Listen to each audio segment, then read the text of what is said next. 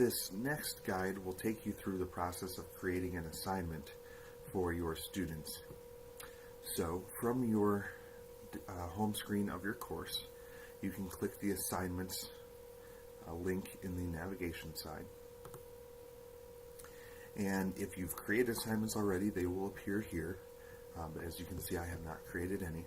So what I'm going to do is I'm going to click the plus assignment button to create a new one. And first thing it's going to ask me for is an assignment name. We're just going to use a test assignment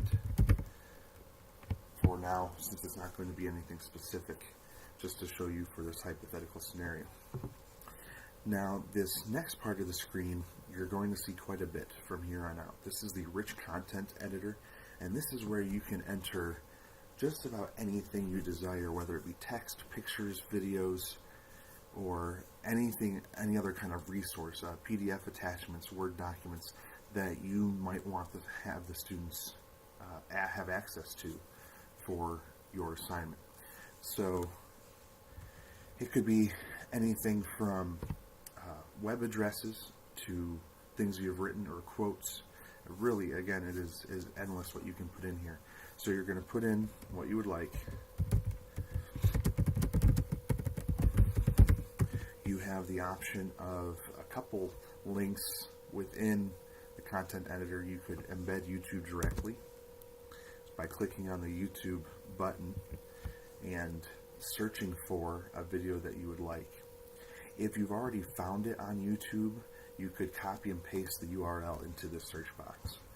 But let's say that this is for band and I would like them to listen to The Entertainer as a listening exercise. So you could just search for that, and then whichever one you find and like, you then just click embed. The students then can see this and play it directly from here without having to go to the YouTube website. Even though it doesn't show you a screenshot of that right now, it will appear when the students are viewing it. You could also change the size of this window if you like by clicking on it once and then using the blocks in the corners to size it to what you like. You're going to set a point value. If you have different assignment groups, you can do that here, as well as change how the student sees the grade, whether if you want it to be points or a letter or percentage, complete, incomplete. Or you can even make it not graded if you would like it to be something that's more as a resource. The next portion, submission type, is very important because you need to know what they're going to submit to you for what you want to allow. So if you would like them to submit a document of any kind, you're going to want it to be a file upload. And the very first part, this drop-down menu, is asking you if it wants to be something they do online or on paper, would be if they were handing it to you directly or physically, or an external tool if it was being done maybe through Google Classroom or some other form of electronic submission that isn't through Canvas. But a lot of the time everything's going to be online, and so it defaults to that.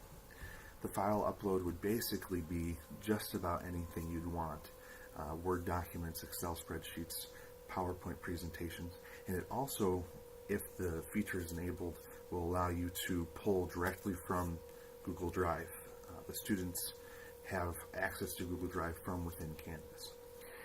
If you are wanting something they've recorded, whether it's audio or video, you can select a media recording. And while that would work under file uploads, if you do it under media recording, the grading portion is a little easier. Website URL is pretty straightforward.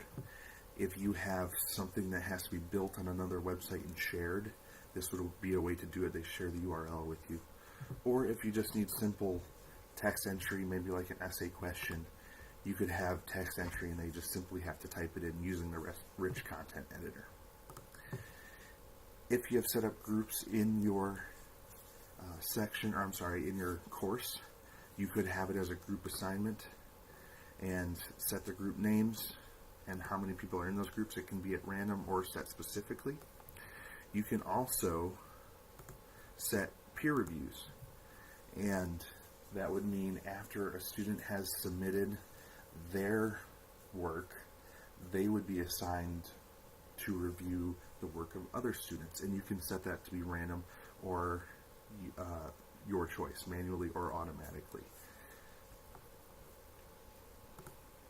And then the last part is where you will deal with the dates that things are due and able to be seen.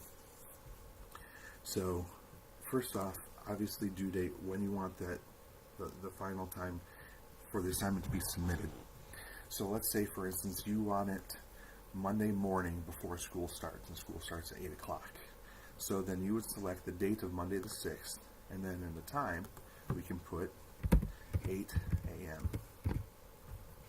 So that way they could essentially do the work and submit it at 7:59 and still be in on time. Students will be able to turn it in after that as long as it's available, and it'll be marked late simply when you go to grade it. You'll see a message that says it's marked late. If you are working ahead and you know that you don't want the students to see this assignment yet, the available from date is very handy.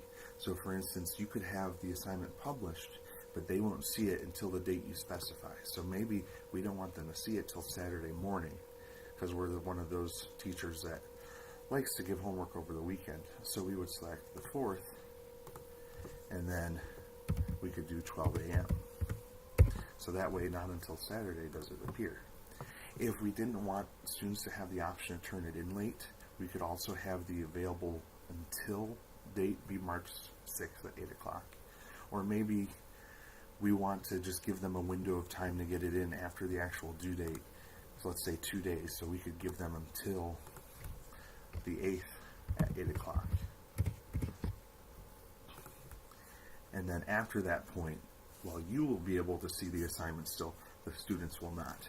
But you can leave this blank if you don't want any part of this. As you're working on the assignment, you can click the blue Save button. I forgot to leave one of these checked. Hitting the blue Save button will quite simply save it as is, and you can go back and continue to make changes. But just because it's saved does not mean that it is available to the student. But this is what the student will see. This gives you a nice preview of what the students will see. So here you have the text that I wrote, as well as the YouTube video that I embedded. It tells you how many points it's worth, what they will be submitting, when it is due, available, and until.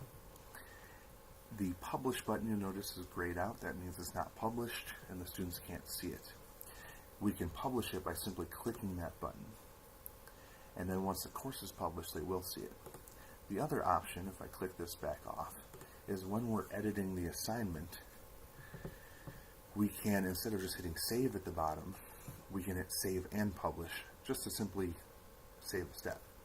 The other thing is, even after you've published it, you could still change these settings, and by clicking this checkbox to notify users that content has changed, then the users will actually get an email to say, hey, this due date has changed, or the point values have changed, something along those lines, whatever you might have changed. So save and publish, and then it is available once the course is published. So now you know how to make your assignments. This will be a lot of what your use of Canvas will be in the classroom, and it's a great way to share resources with students.